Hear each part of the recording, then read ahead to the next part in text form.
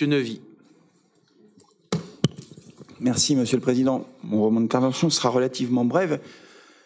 Je vais passer assez vite sur des propos qui sont bien sûr des propos pour justifier un vote contre le budget. Alors, d'un côté, un budget de renoncement, mais comme vient de le dire très justement Sylvain, je ne vois aucun renoncement dans ce budget. Surtout quand on regarde les grandes masses budgétaires, notamment.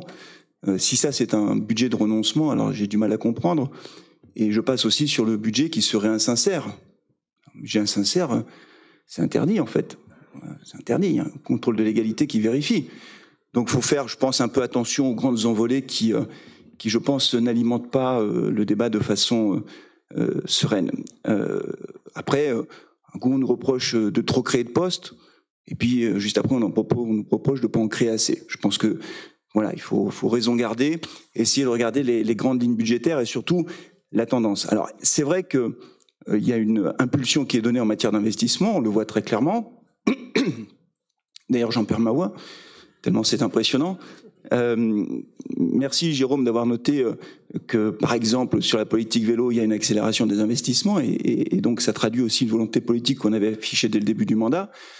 Ce qui est sûr, c'est qu'il y a aussi des interrogations et on le voit, et le vice-président Hervé Prononce l'a rappelé tout à l'heure, il y a des interrogations parce qu'entre le moment où nous avons voté le plan pluriannuel d'investissement, c'était il n'y a pas si longtemps quand même, et aujourd'hui, il y a beaucoup de choses qui ont évolué et qui ne nous sont pas favorables.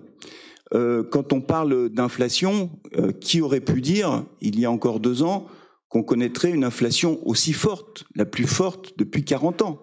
Franchement, il n'y a personne qui l'avait anticipé, ça. En tout cas, nous, on ne l'avait pas anticipé. Je ne suis pas sûr qu'il y ait beaucoup de collectivités territoriales qui aient pu anticiper une telle hausse de l'inflation. Mais concrètement, qu'est-ce que ça veut dire?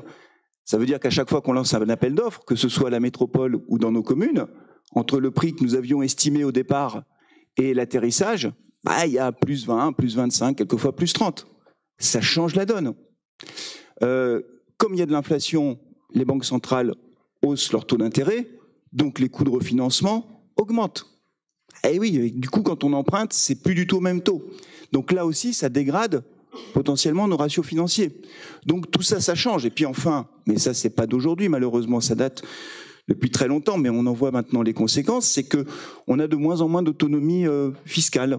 On est de plus en plus dépendant de recettes qui ne sont pas liées à nos volontés, à nos décisions. On a de plus en plus de dotations et de moins en moins de leviers fiscaux. Mais ça, c'est le résultat d'une recentralisation à laquelle on assiste depuis maintenant une dizaine d'années, qui est absolument désastreuse et qui met progressivement les collectivités territoriales sous tutelle, c'est ni plus ni moins que ça, avec des marges de manœuvre financières qui se restreignent au fil du temps. Donc quand on met tout ça bout à bout, on se dit qu'effectivement, il y a quand même des interrogations parce que le gros de l'investissement, il est encore à venir, parce que Inspire démarre vraiment, parce que le Grand Stade démarre, et que tout ça, ça pose des questions. Et je pense que ces questions, elles méritent mieux que des débats sur un budget qui serait insincère ou un budget de renoncement qui, évidemment, ne correspond absolument pas à la réalité de ce budget. Merci.